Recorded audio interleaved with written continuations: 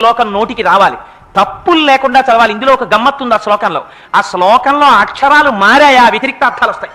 అందుకని తప్పులు చదవకుండా చక్కగా చదవడం నేర్చుకుని చిన్న చిన్న పిల్లల దగ్గర నుంచి అలవాటు చెయ్యండి.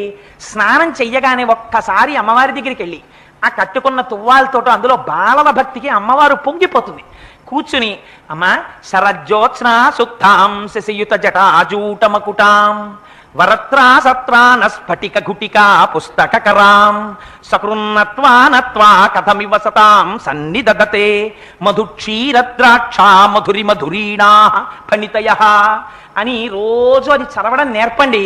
మీరు 1,00,00,000 రూపాయలు ఇచ్చినప్పుడు మీ మనవడిని రక్షించుకున్న కన్నా ఈ ఒక్క శ్లోకాన్ని మీ మనవడికి మీరు నేర్పారా వాడి జీవితాన్ని అంతటిని మీరు రక్షిస్తారు.